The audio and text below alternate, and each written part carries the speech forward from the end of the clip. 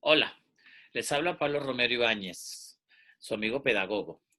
En este video les ofrezco 10 consejos para iniciar el año escolar bien renovados a nivel pedagógico, didáctico y en nuestro proceso de interacción académica y social. Bueno, quiero aclarar que no creo en fórmulas mágicas para ser un educador emancipador, pero sí estoy convencido de que el conocimiento, la investigación y la experiencia son importantes para ofrecer consejos significativos. Eso es lo que en este momento les ofrezco. 10 consejos para iniciar el año bien recargados. Ok, vamos a iniciar fundamentados este año. Empecemos por evitar 10 errores y a su vez por actuar de manera fundamentada con 10 consejos que considero muy valiosos. El primero, miren colegas, antes de intentar decidir educar a otra persona, ya sea mamá, papá, profesional de la educación, lo primero que necesitamos comprender es qué estamos entendiendo por ser humano. Al ser humano hay que comprenderlo como una unidad compleja e indivisible en constante evolución, muy difícil de descifrar, pero posible de ser transformada, con capacidad de generar múltiples sentimientos y emociones. Un ser humano se caracteriza por su diversidad ideológica, incontables sueños o proyecciones existenciales, naturalmente con capacidad inventiva. Vea, en alguna ocasión seguro ustedes recuerdan que Rousseau dijo, el hombre nace bueno y la sociedad lo corrompe. Luego un filósofo del siglo XX, me refiero a Durkheim, afirmó que el hombre nace tanto bueno como malo, pero solo a través de la educación se transforma en sujeto social. Es decir, queda claro que quienes nos dedicamos a este arte de educar, cumplimos un papel vital, esencial en la sociedad. Así que mucho cuidado en la manera que lo intentemos hacer. El ser humano es tan complejo que aprende de múltiples maneras. Un ser humano no aprende de la misma manera que otro, ni tiene los mismos intereses que otro. Así que jamás debemos intentar ingresar a un salón de clase sin tener claro esto. Tenemos un potencial cognitivo diferente a los demás. No tenemos la culpa con el potencial cognitivo con el que venimos a este mundo. Entonces, yo siempre me he estado preguntando, ¿por qué nos enseñan de la misma manera y nos exigen exactamente lo mismo con la excusa de estar en el mismo grado escolar que otros? No tenemos el mismo ritmo de aprendizaje que los demás. Esto hay que interiorizarlo, pero ya, porque no tenerlo claro nos hace atropellar a nuestros estudiantes y a nuestros propios hijos. No tenemos los mismos intereses o gustos, no tenemos los mismos sueños que otros, ni tenemos por qué tenerlos, ni tampoco tenemos por qué cumplir los sueños de otros. No tenemos el mismo imaginario social, cultura o ideología que los demás. Así que mi primer consejo es tomemos conciencia de la diferencia y la diversidad del ser humano en sus diferentes dimensiones. Aseguremos la accesibilidad del conocimiento para todos sin excepción, comprendiendo que algunos vienen mejor dotados cognitivamente que otros, y esto es real. Así que aquellos que necesitan más de nuestra atención y dedicación con seguridad tendrán nuestra entrega pedagógica y didáctica. Jamás ingresemos al salón de clases sin tener claro el propósito de formación. Ese es mi segundo consejo. Mi segundo consejo se centra en que no puedo interactuar con estudiantes, intentar enseñar algo si no tengo un propósito de formación dentro de mi área. Es decir, el tipo de ser humano que deseo formar en mis estudiantes. El propósito de formación no tiene nada que ver con la visión, con la misión, con los objetivos académicos, las competencias, los desempeños o eso que llaman evidencia de aprendizaje en algunos países de América Latina. Por el contrario, el propósito de formación es la brújula de navegación que no permite salirnos de lo esencial, que, es decir, de el tipo de persona que deseamos formar en nuestros estudiantes. Ese propósito de formación no apunta al aprendizaje de unos contenidos específicos, le apunta es a la integralidad. Permite responder a la pregunta, bueno, finalmente, ¿qué clase de persona voy a entregarle al mundo desde mi área?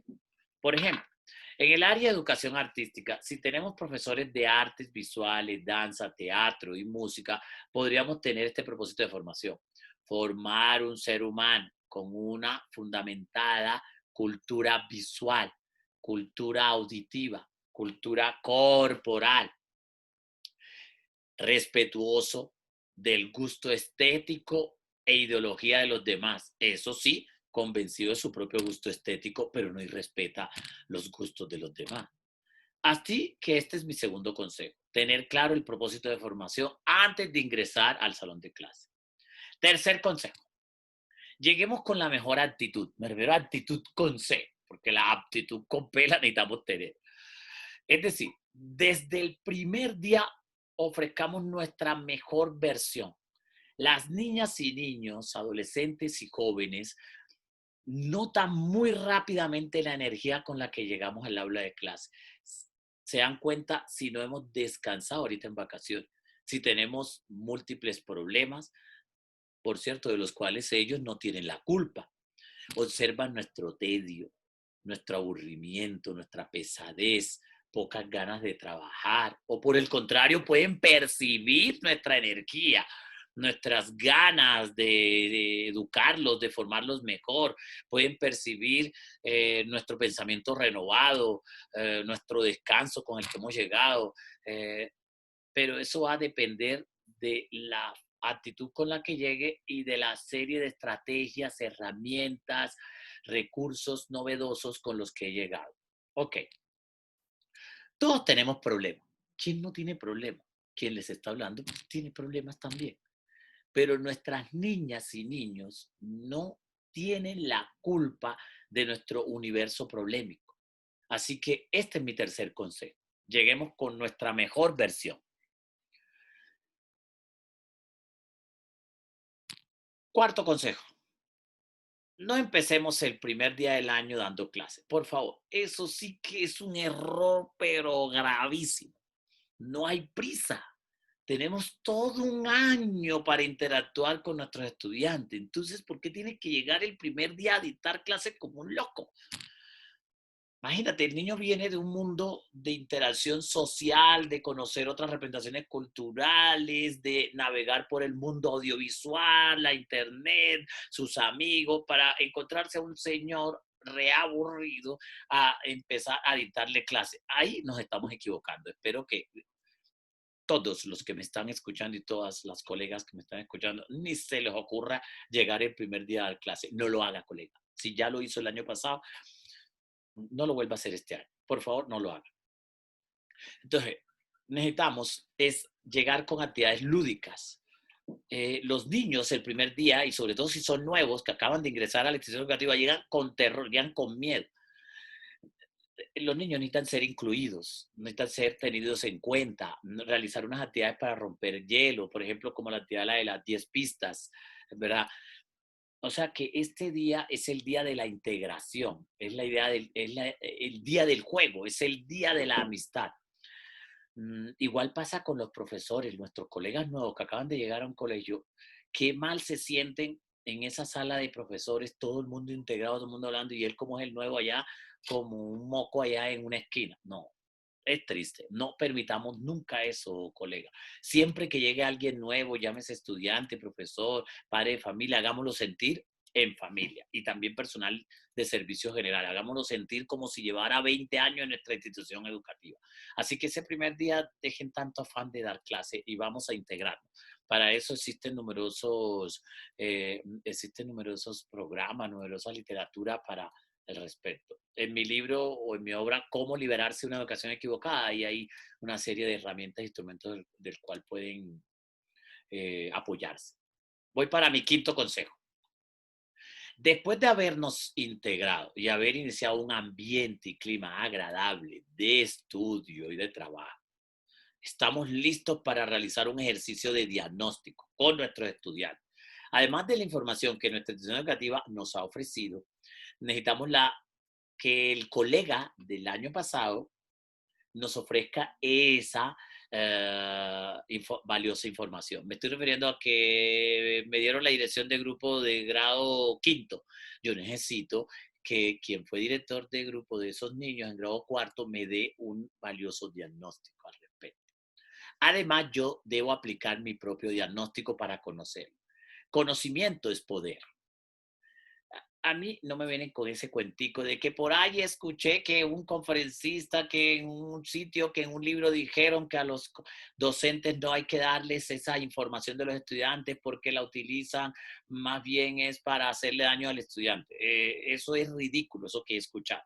Ningún profesional de la educación que me está escuchando tiene la intención de dañar a un niño. Por el contrario, si usted tiene información, va a poder vivir y experimentar la inclusión, va a poderlos atender a todos.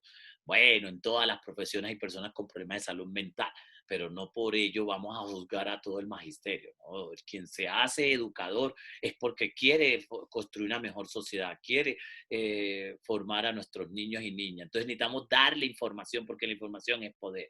Esa información no solo puede estar limitada al psicólogo, a la psicóloga, al psiquiatra.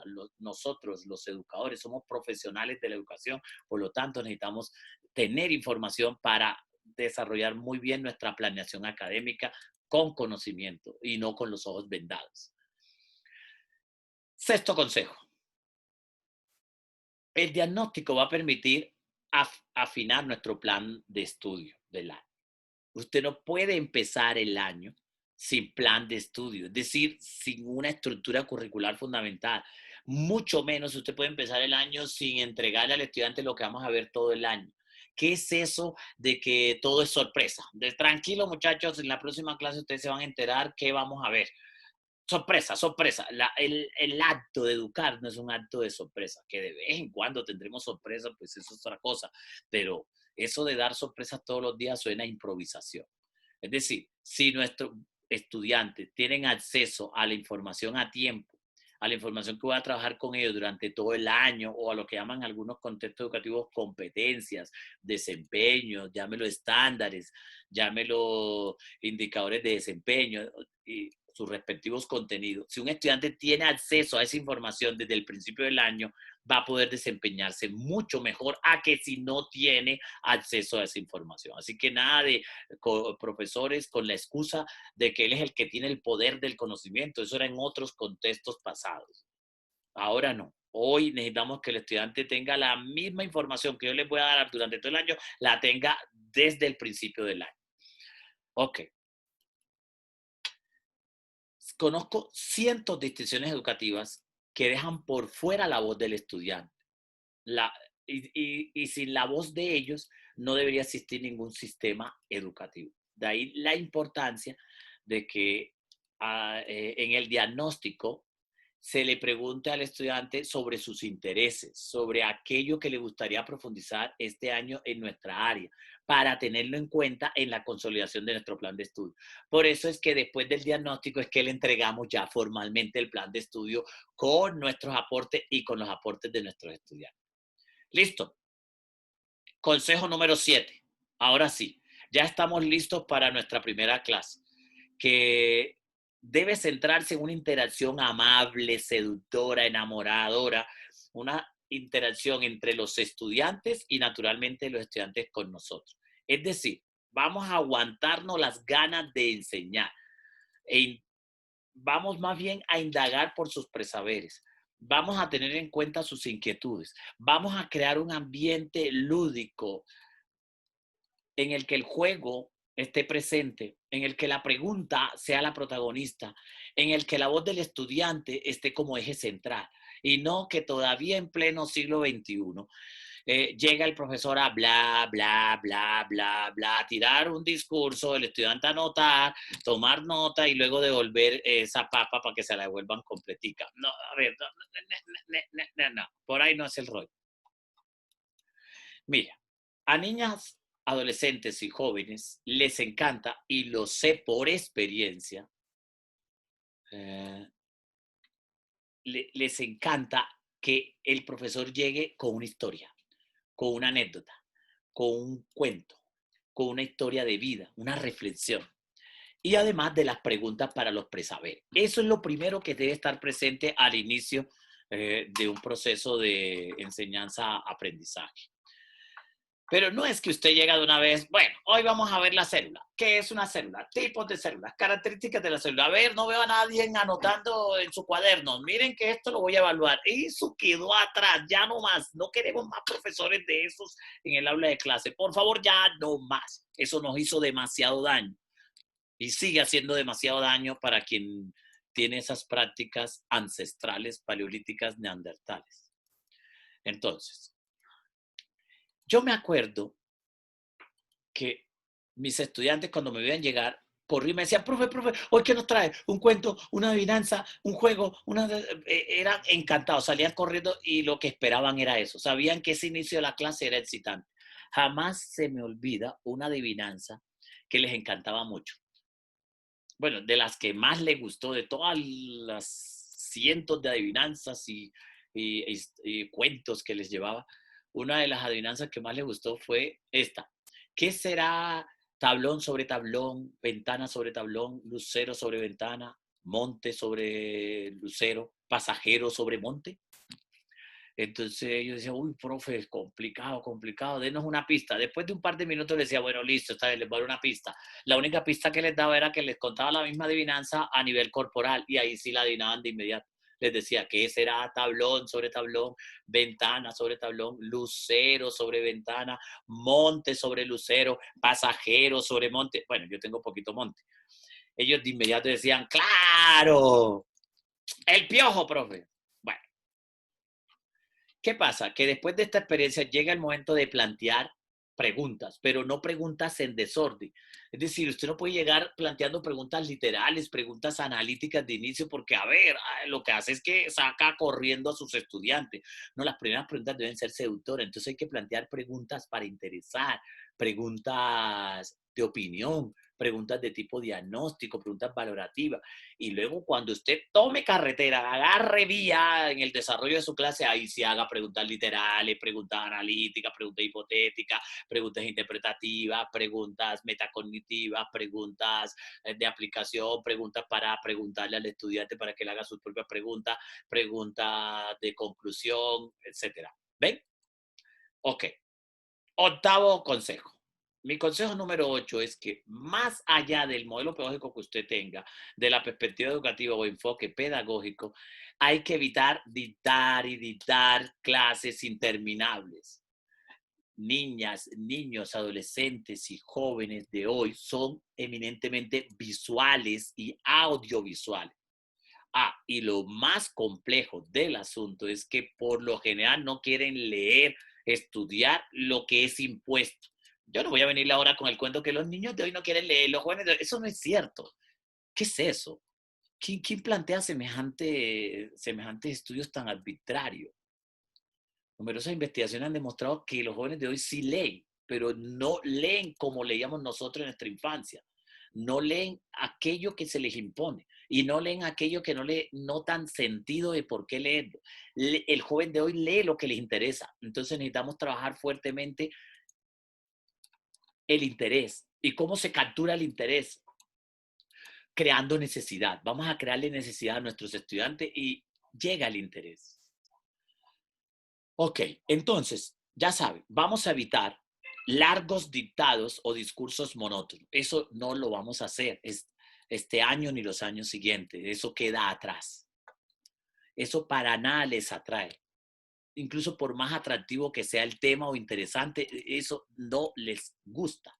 Así que, colegas, teniendo claro que el mundo cambió, sabiendo que esta generación es muy diferente a lo que nosotros fuimos en nuestra infancia y adolescencia, Activemos una pedagogía y una didáctica interactiva, participativa, dinámica, lúdica, visual, audiovisual, que haga realidad el desarrollo de procesos de pensamiento crítico, creativo y humanizador, y en el que cada estudiante poco a poco aprenda a comprender por sí mismo, es decir, accede al aprendizaje autónomo, aprende a dudar de todo lo que le rodea y de lo que le escucha y de lo que le están enseñando, incluso aprende a dudar de esto, de ello, aprende a profundizar, a investigar, a innovar y a ser mejor ser humano del que llegó a la escuela. Pero de verdad, ¿queremos lograr esto que estoy planteando? Entonces necesitamos asegurar desde la planeación académica por lo menos 6 desempeños, es decir, saber conocer, saber pensar, saber hacer, saber innovar, saber ser y saber sentir. Eso jamás debe faltar. No más con ese cuentico que en el saber conocer y el saber hacer está todo, el pensar, innovar, el sentir. Eso no es cierto. No es cierto. Tengo numerosas investigaciones al respecto, cientos de argumentos y de evidencia donde he demostrado que donde se habla solo del saber conocer y saber hacer, el discurso es supremamente limitado y pobre en el desarrollo de los indicadores de desempeño o descriptores de desempeño, como lo deseen llamar. Entonces vamos a hacer explícito lo que algunos dicen que lo hacen implícito. Nosotros no vamos a hablar en educación de implícitos, sino de explícitos. Ese es mi octavo consejo, no lo olvide. Es decir, vamos a crear un ambiente agradable de aprendizaje en el que de verdad se active el pensamiento crítico, creativo, científico y humanizador. Mi consejo número 9, voy terminando con esto, tiene que ver con la necesidad urgente y vital de hacer realidad un proceso de evaluación formativa, pero que de verdad sea real y permanente, en el que se valore el potencial cognitivo, los diversos ritmos de aprendizaje e intereses de nuestros estudiantes. Mira, la evaluación formativa es aquella que valora cada uno de los aspectos procesuales en la realización de cualquier tipo de actividad, taller, guía, prueba escrita, oral, interactiva, tarea o cualquier otro compromiso académico. La evaluación formativa es incluyente, exige de un proceso permanente de valoración e interlocución amable entre el profesor y sus estudiantes. Permite orientar con fundamento y de manera oportuna y pertinente a los estudiantes acerca de sus fortalezas y áreas de mejora. A su vez, proporciona evidencias e información que le facilita al docente asegurar el aprendizaje de todos y además puede perfeccionar su práctica pedagógica. La evaluación formativa ofrece al estudiante o a quien pues estemos evaluando cuáles son sus aspectos fuertes o su fortaleza y cuáles son esos aspectos que requieren un plan de mejoramiento o acciones enfocadas hacia el crecimiento y desarrollo continuo. Y es importante tener en cuenta que en la evaluación formativa eh, se observa procesos, más el énfasis no está centrado en los resultados. Los resultados llegan porque hay un proceso cuidadoso y fundamentado. Recordemos que se puede calificar y nunca haber evaluado. Así que mi noveno consejo es aplicar cotidianamente procesos de evaluación formativa. Listo. Concluyo con lo siguiente. Mi consejo número 10.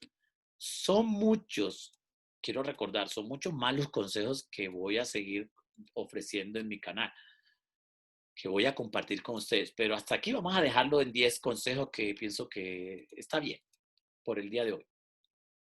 Mi consejo número 10 es jamás olvide procesos de retroalimentación permanente. Es decir, para nada es útil limitar el proceso de la educación de un ser humano al acto de calificar y calificar. Es decir, no es acertado colocarle a un estudiante un 1 como una única valoración, un signo de interrogación, ¿verdad? O un visto bueno, algunos le llaman chulito o palomita, lo que sea. Eso no forma a nadie.